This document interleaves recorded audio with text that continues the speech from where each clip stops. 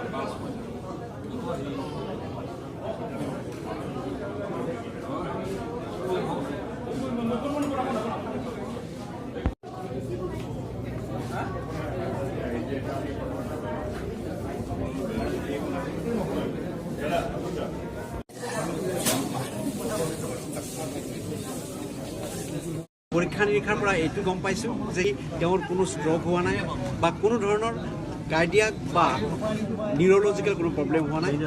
তেওঁ বহুত হয়তো খুব ৰেষ্টলেছ হৈ কাম কৰিছে, ষ্ট্ৰেছত আছে আৰু সেইকাৰণে হঠাৎ হয়তো ফেইণ্ট হৈ গৈছিলে। গতিকে যিখিনি হৈছে সেইখিনি এতিয়া সুন্দৰভাৱে আমি ট্ৰিটমেণ্ট কৰিব পাৰিম।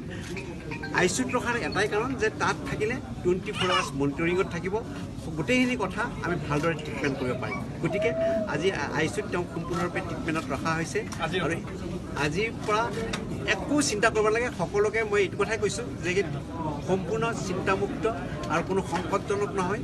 গতিকে তেওঁৰ যিখিনি ট্ৰিটমেণ্ট লাগে সম্পূৰ্ণৰূপে কৰা হৈছে। নিউৰলজি, neurosurgery, cardiology, cardiac surgeon, medicine গোটেইখিনি ডক্টৰে সম্পূৰ্ণৰূপে তেওঁ গোটেই পৰীক্ষা নিৰীক্ষা কৰি সুন্দৰভাৱে ট্ৰিটমেণ্ট কৰি আছে। গতিকে এতিয়া কোনো সংকটৰ কাৰণ নাই, সুন্দৰভাৱে ট্ৰিটমেণ্ট চলি আছে আৰু চিন্তা কালিলৈকে সম্পূৰ্ণ সুস্থ। অনুৰাগীৰ চিন্তা এইকাৰণে হৈছে যে কোনোদিনে জুবিন গাৰ্গৰ অসুখ হোৱা শুনা নাই। তেওঁ এতিয়া এইটো শ্বেডিউলতে থাকে আৰু সদায় ৰাতি গান গায়, ৰাতিপুৱা কৰে। গতিকে জুবিন গাৰ্গ সঁচাকৈ ষ্ট্ৰং, তেওঁৰ মনৰ ষ্ট্ৰং, মনটো মনৰ ষ্ট্ৰং।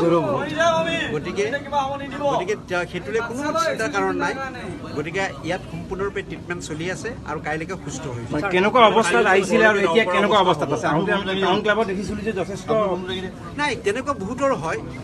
তেওঁ ৰাতিপুৱাই আজি উঠিছিলে, উঠাৰ কাৰণে হয়তো টোপনি ভাবো লাগিছিলে, টোপনিৰ ভাবৰ নিচিনা আছিলে, দুৰ্বল হৈছে আৰু তেওঁ বহুত কষ্ট কৰি আছে, বহুত লগাতকৈ বেছি।